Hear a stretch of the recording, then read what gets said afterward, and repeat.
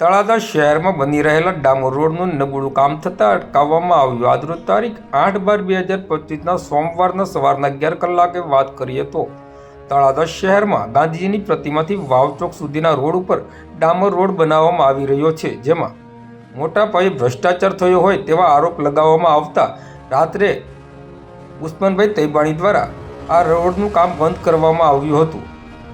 આજે સવારે 11 કલાકે વિરોધ પક્ષના નેતા ઇરશાદભાઈ મલિકે આ રોડની મુલાકાત લીધી હતી અને ઇરશાદભાઈ દ્વારા જણાવવામાં આવ્યું હતું કે ટેન્ડરમાં જે કંઈ વસ્તુ છે તે પ્રમાણે આ રોડ બની રહ્યો નથી અને તદ્દન નબળી ગુણવત્તાવાળો રોડ બનતો હોય, જેને લઈને આ રોડનું કામ અટકાવવામાં આવ્યું છે। તેમની સાથે ઉસ્માનભાઈ તૈબાણી, અશોકભાઈ તેમજ વોર્ડ નંબર 3ના નગરસેવકના પ્રતિનિધિ ફિરોઝભાઈ ગીગાણી સહિતના ઉપસ્થિત રહ્યા હતા।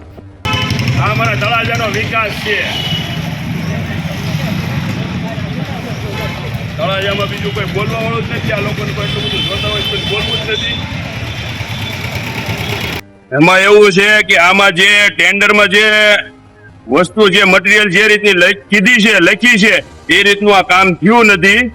અમારા હારે રહેવા વાળા સાથીઓનું કેવું એવું છે અને રાતે એ લોકોએ ચેક કર્યું। રાતે હું તો નહોતો, પણ અમારા ઉસ્માનભાઈ છે, ફિરોઝભાઈ છે, એ રાત્રે આવીને એને ચેક કર્યું હતું। એટલે જે રીતે નીચે ડામર પાથરવો જોઈએ એ પાથર્યો નથી અને જે રીતની એની ઊંચાઈ લેવી જોઈએ એ રીતની ઊંચાઈ લીધી નથી।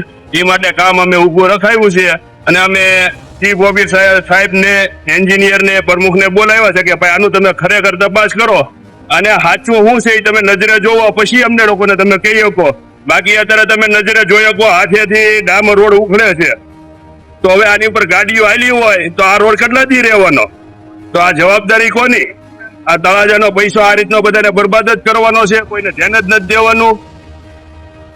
સરકારશ્રી તો ઉપરથી પૈસા આપે પણ લેખે વાપરો ને। ખોટે ખોટા આ રીતના વારંવાર રોડ બનાવવાના ને તોડવાના જ બનાવવાના છે, પૈસા લેખે વાપરવાના જ નથી તળાજા વાળાને।